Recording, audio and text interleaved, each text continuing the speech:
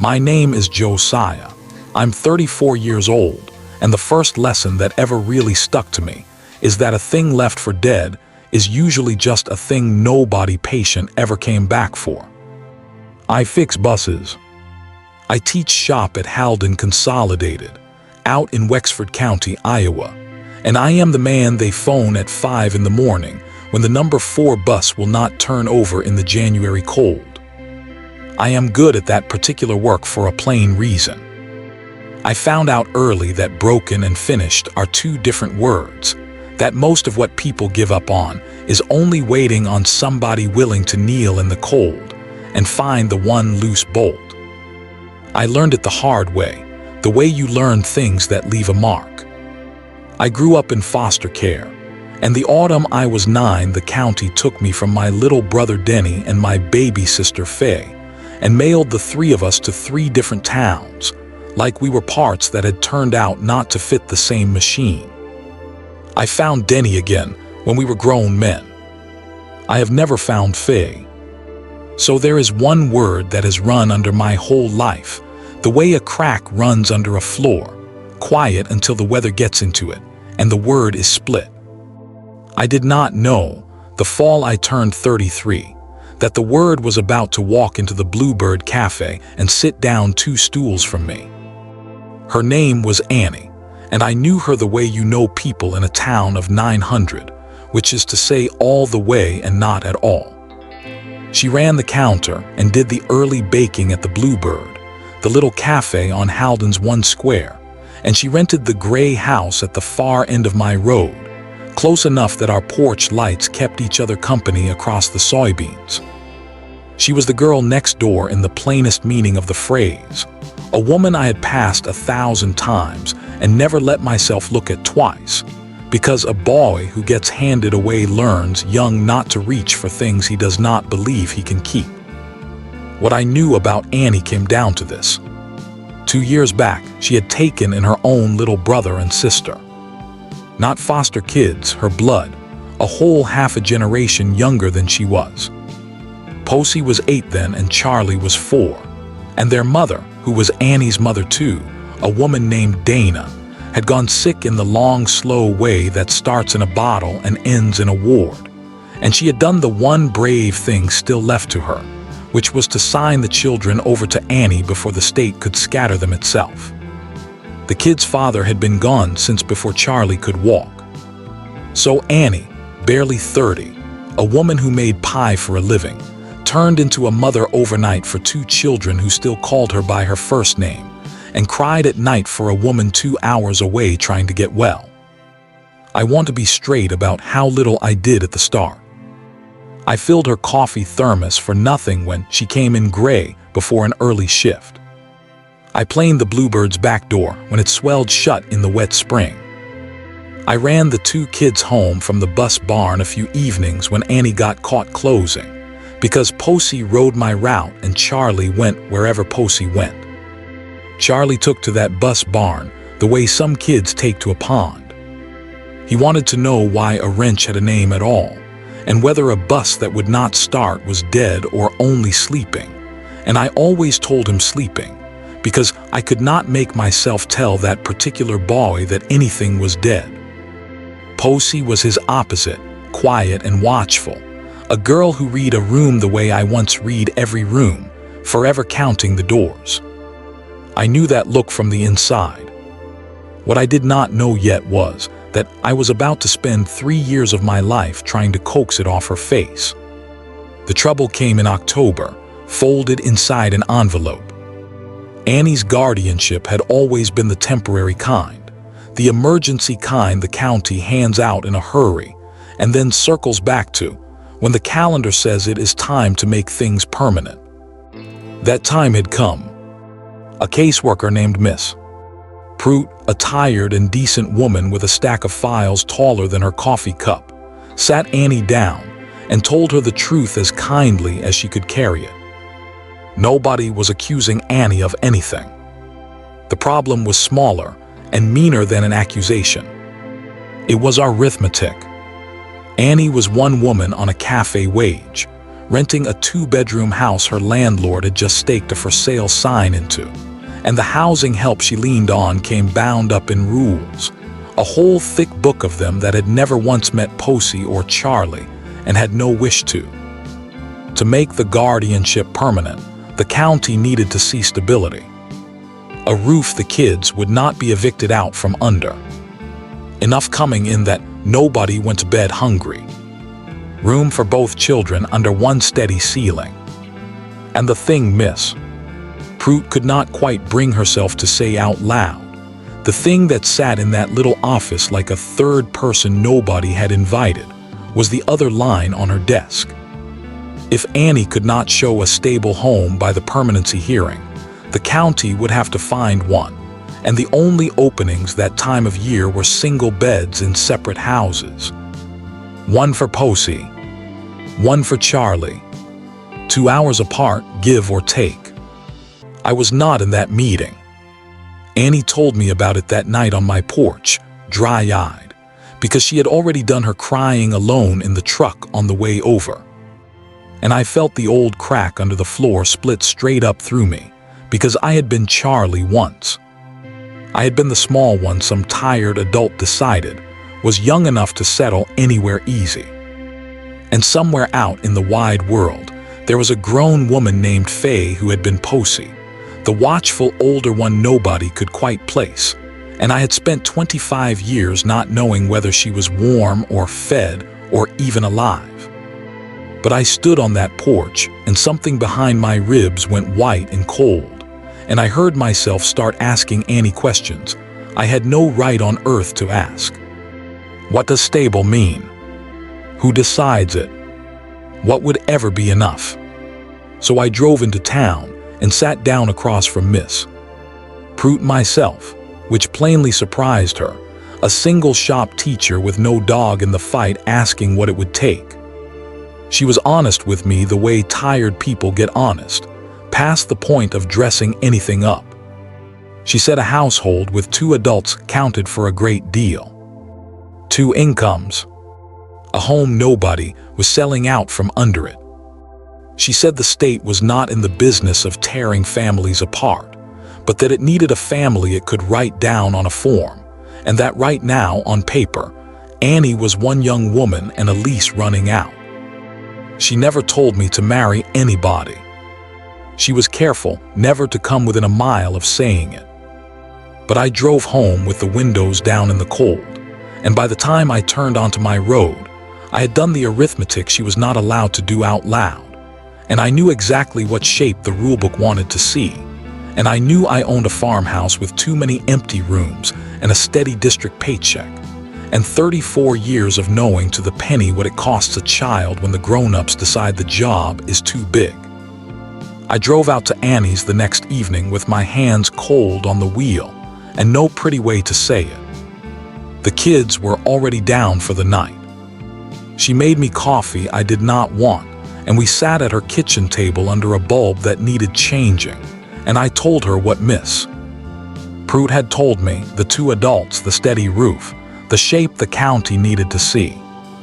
I watched her understand it before I got to the end, watched the color climb her neck, and I felt like a fool and a coward and the only honest man in Iowa all in the same breath.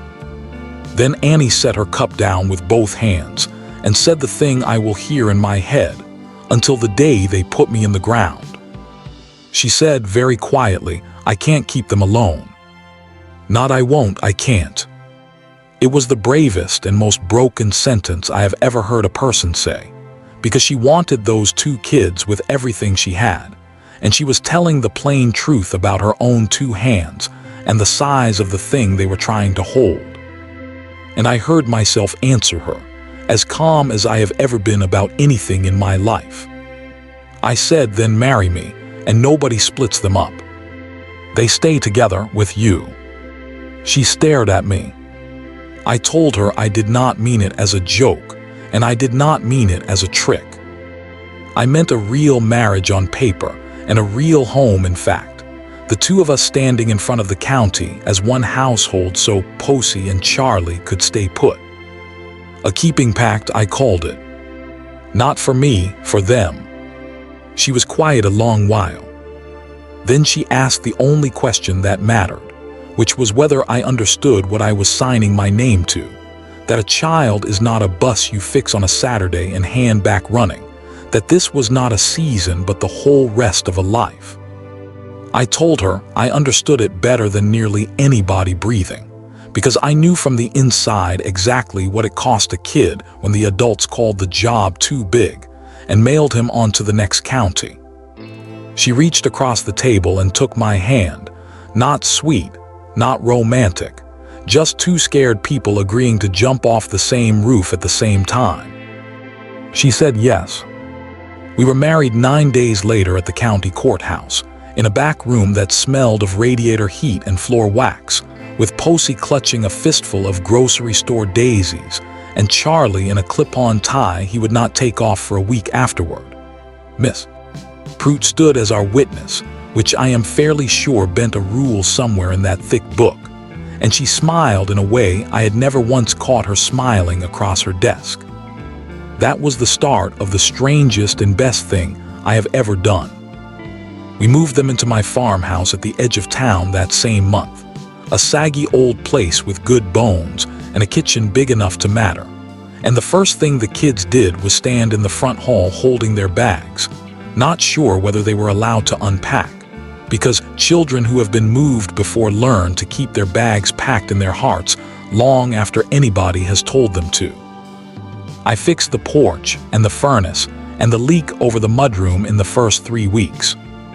Annie painted Posey's room the pale yellow of their old apartment kitchen, from memory, so the girl would wake to a color she already trusted. We slept in separate rooms. That was the deal, and we both meant it, and neither of us said out loud how strange it was to build a family in broad daylight and then walk off to opposite ends of the house after dark. The kids never asked. They were waiting, I think, the way I used to wait to see which one of us would turn out to be the one who left. Posey went somewhere behind her eyes those first weeks, not rude, just gone, forever listening for the sound of a plan changing. Charlie's fear came out at night. That first month he woke most evenings screaming, not from a nightmare he could name, but from the plain animal fact of a bed, in a house that had not been his the year before.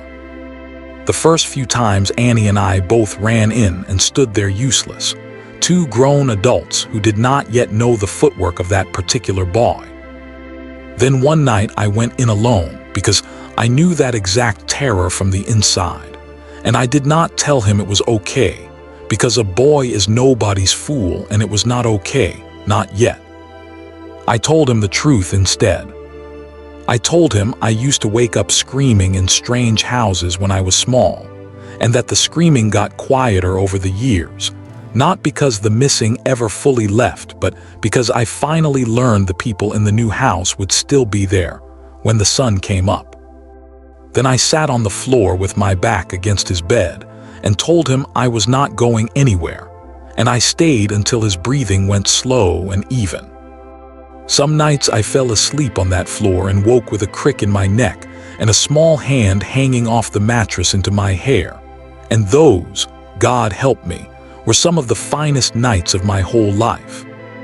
Charlie found his way to me the way I had half hoped he might, through the work. He started turning up in the garage on Saturday mornings, perched on an overturned bucket, handing me wrenches he could barely lift and narrating the entire operation. One raw morning near Christmas, he asked me the question that changed the shape of everything. He asked if we could wake one up.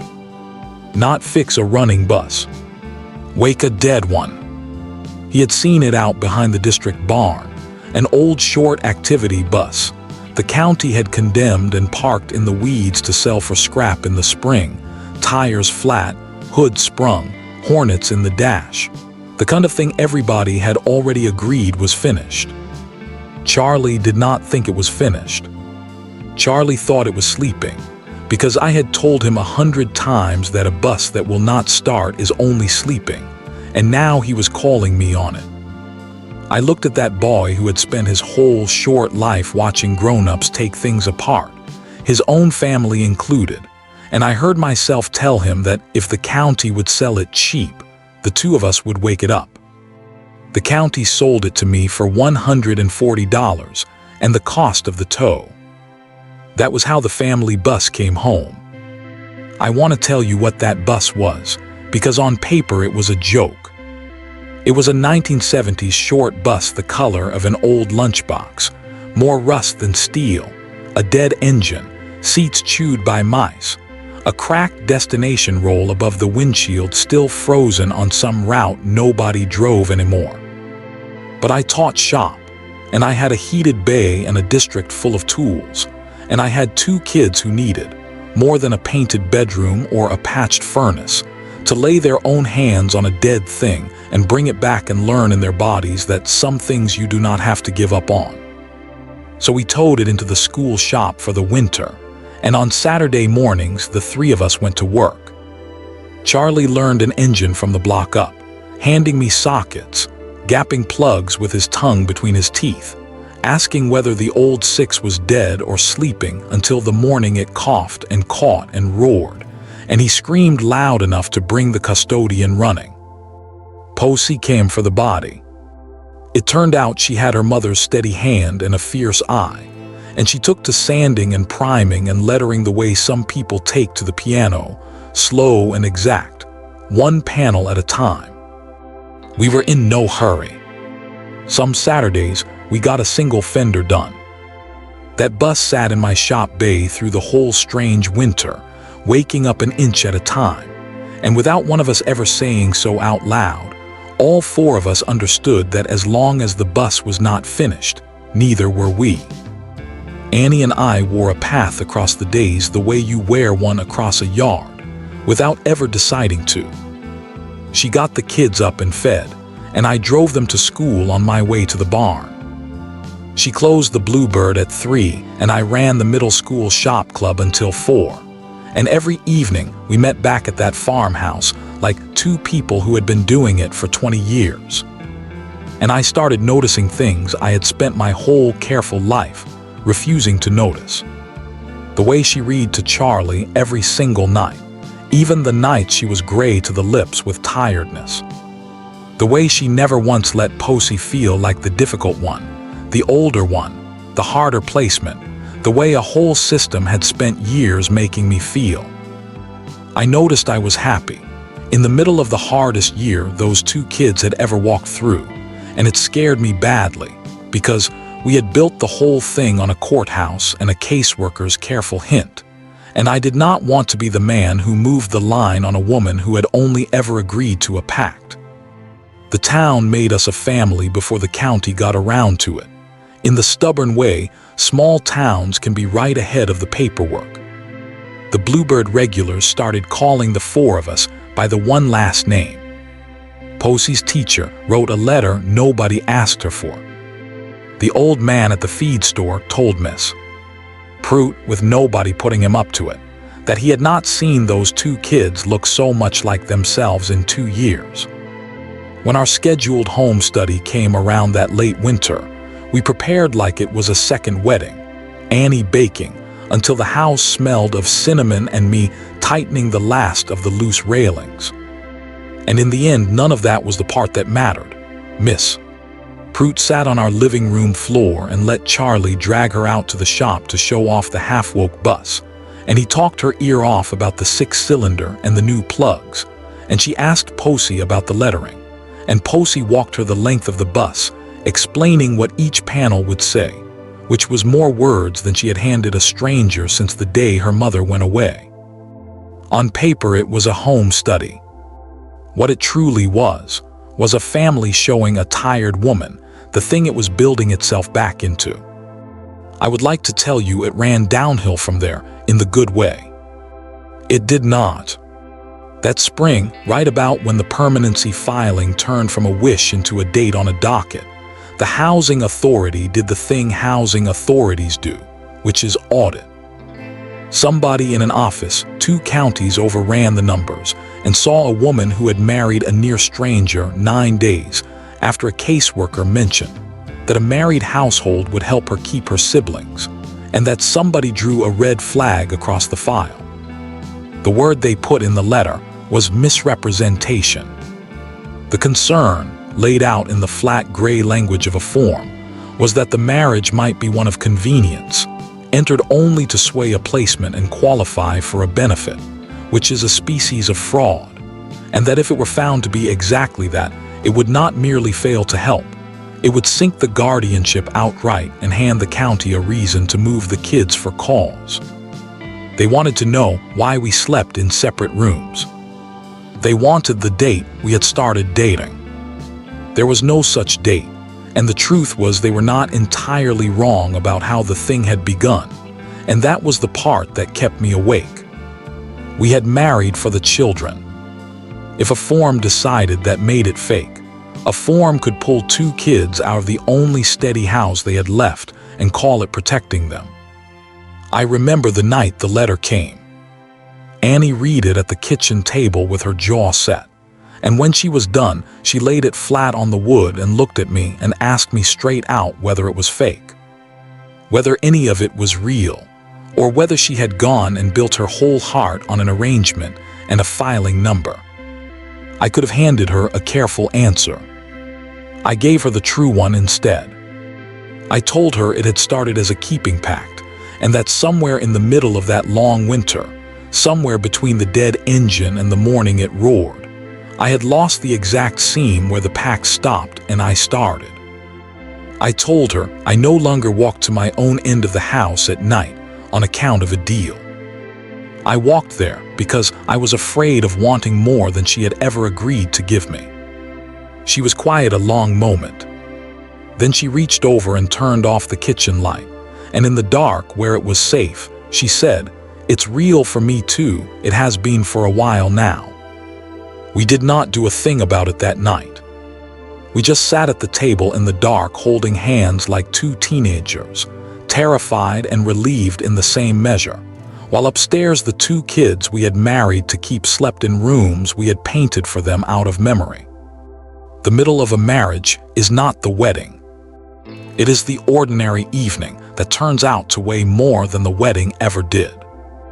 Ours landed on a warm night in June when Miss Prout phoned at 4 in the afternoon and asked, in the careful voice caseworkers keep for the hard favors, whether she might come by that evening, because the housing authority had ordered a surprise home visit, and she would rather be the one to do it than let some stranger with a clipboard try to catch us cold.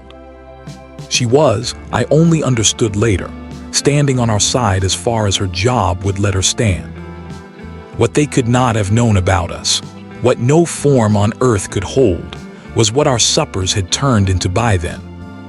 Annie was still at the Bluebird when the call came, so supper fell to me and Posey decided it. She wanted to fry chicken the way her mother used to on the Good Sundays, back when the Good Sundays still came around, and she stood at my elbow at the stove correcting my heat in a voice that sounded, for the first time in months, almost like a kid's again.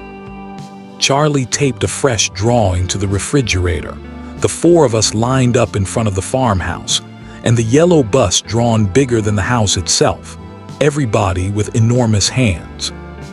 And out in the yard, washed and idling in the last of the light, sat the bus. We had finished it that Saturday.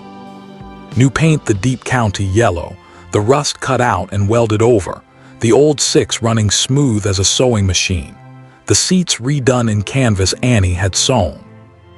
And above the windshield, where a route number used to sit frozen in a cracked glass, Posey had lettered a fresh roll by hand and cranked it to the only panel that mattered. It did not read a number. It read home in tall white letters, one word, the destination we had set it to and did not intend to change. Annie came home to the smell of frying chicken and put her apron on without a word and slid into the work beside me like she had stood in that exact spot her whole life.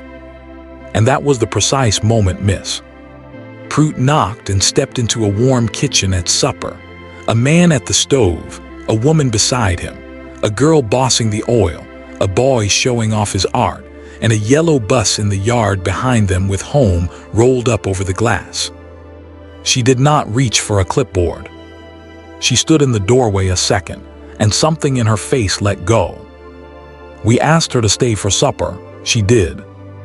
She sat down at our crowded table and ate Posey's chicken, and near the end, as gently as she could manage it, she asked the question she had driven all the way out there to ask. She asked Posey whether she was happy here, whether she felt safe. Posey set down her fork and went quiet so long I was sure she would slip back behind her eyes, the way she used to.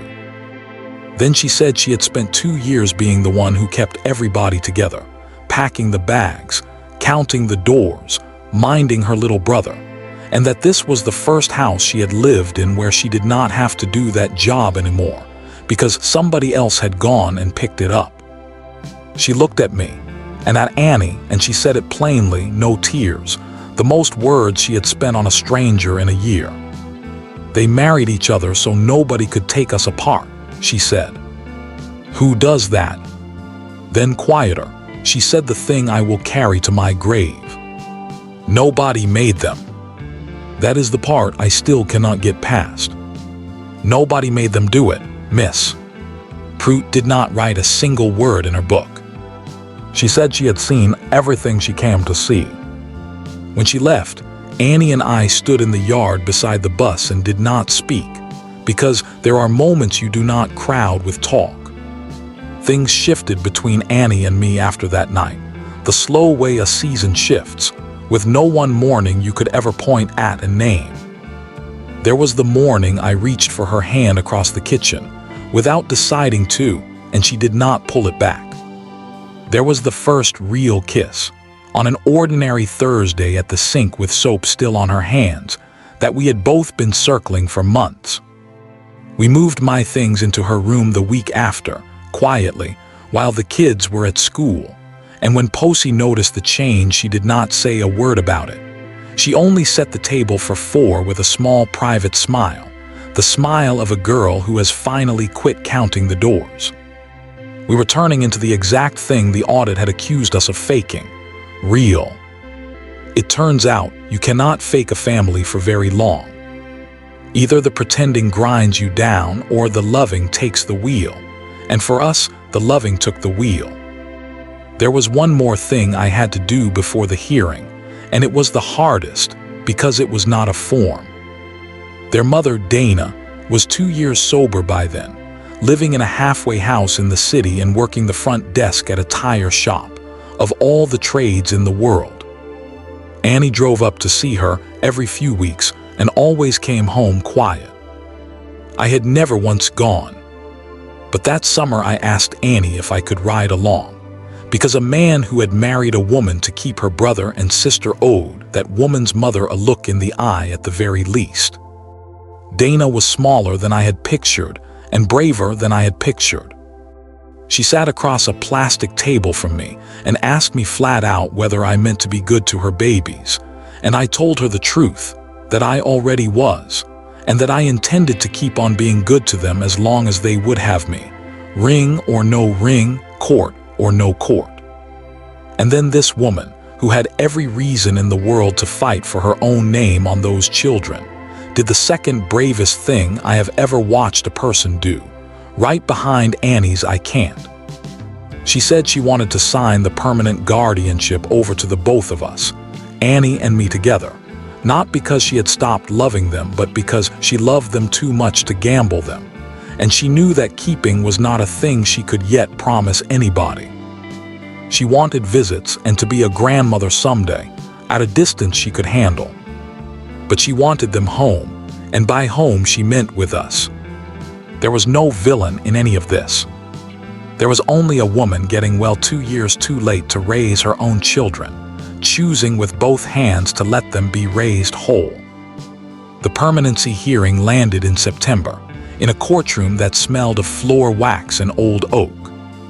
It was not a fight in the end, because the person that audit had been so frightened of, the schemer gaming a benefit, did not exist and never had. What the referee saw instead was a 2-year-old guardianship the birth mother had asked in writing to make permanent, a married household with 2 incomes and a roof nobody was selling.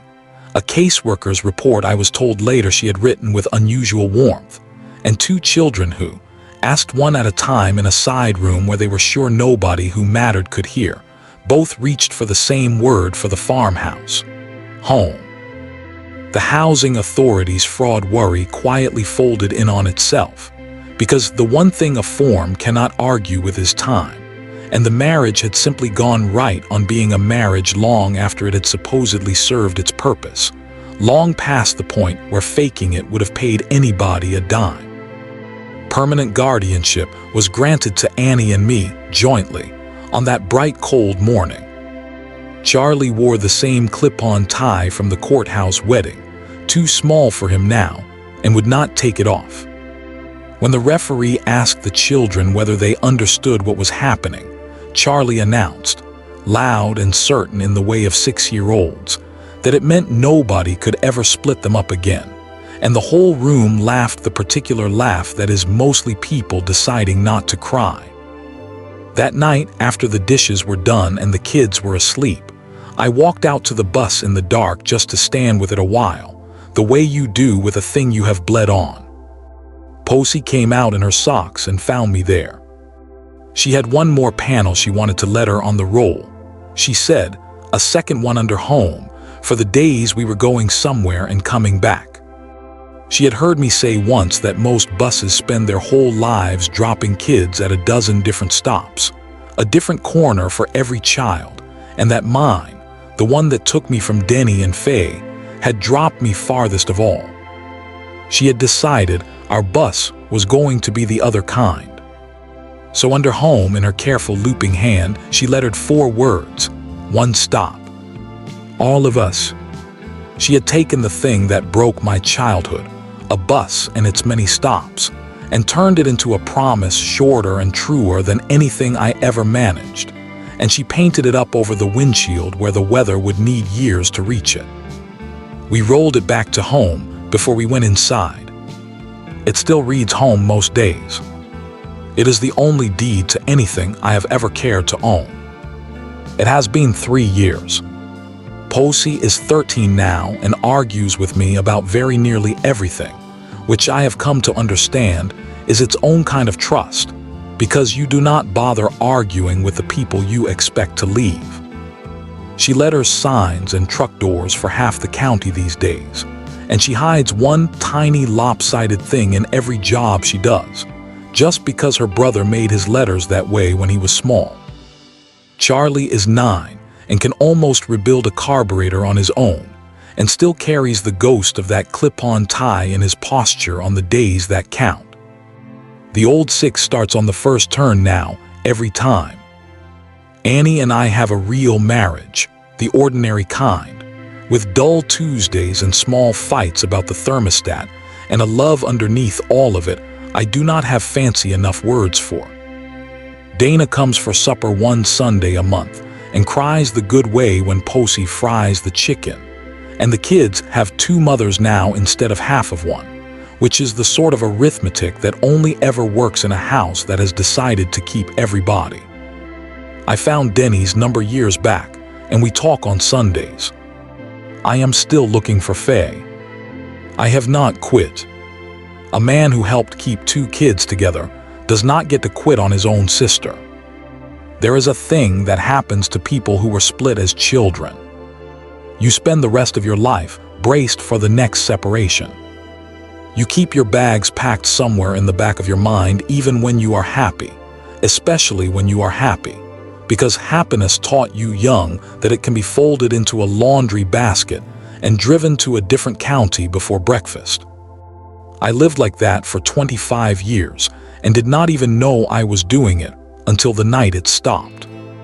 It stopped about a year into all of this, when I came in from the shop and found the 3 of them asleep on the couch, Annie in the middle with a kid folded under each arm and a movie frozen on the screen.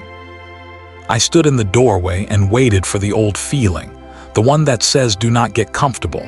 None of this was ever really yours. It did not come. For the first time in my whole life, it did not come. I turned off the television, laid a blanket over the three of them, and sat down in the chair across the room just to watch them breathe. People ask us sometimes how we did it, and I never have an answer that fits on a porch visit. The truth is, we did nothing clever. We just kept showing up. We fried the chicken on Sundays.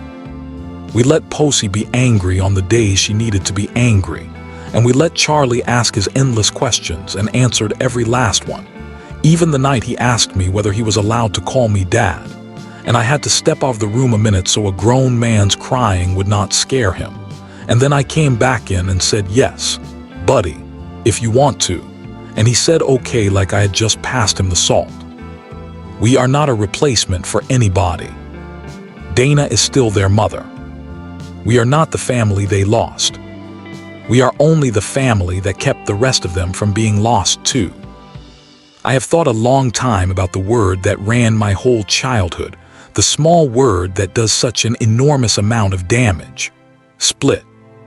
They split the assets. They split the difference. They split the kids. For years I took it for the plain weather of the world, a thing that simply happened to people like me because nobody had decided otherwise. What I learned in this strange, backward, hand-built marriage is that keeping is a decision. It is not luck, and it is not blood, and it is not even romance, though romance did catch up to us in the end. Keeping is a thing you choose at a kitchen table on a Tuesday, and choose again at a courthouse, and choose again in the dark with the light off, and choose again with a wrench on a Saturday morning, until the thing you were saving finally coughs and catches and runs. Nobody kept me when I was small, but I was handed the chance to keep two kids who were about to be scattered the way I was scattered, and I took it with both hands, and it turned out to be the one repair my whole broken life had quietly been training me for. So here is what I know now, at 34, with grease in my knuckles, and a house that is finally full. Family is not the people who happen to share your blood. Family is the people who decide, out loud and on the record, that you are not going to be given away. It is a woman brave enough to say, "I can't do this alone," which is the truest and the hardest sentence a person can say. It is a shop teacher who married the girl down the road, so a housing rule could not do to two kids what a rulebook once did to him. It is a girl learning to letter a roll sign, so the front of an old bus will always read home. We started with a pact and we ended with a life. And if you had told me on that gray October afternoon that the worst envelope of the year would carry me here, to this kitchen, to these people, to this ordinary Sunday with the chicken in the pan and a woke-up bus in the yard, I would have called you a liar to your face. But broken never did mean finished. It only ever meant that nobody patient had gotten to it yet. I was lucky enough at long last to be somebody's somebody. They were mine and I was theirs, and no one ever pulled us apart. Would you have married to keep a family from being pulled apart?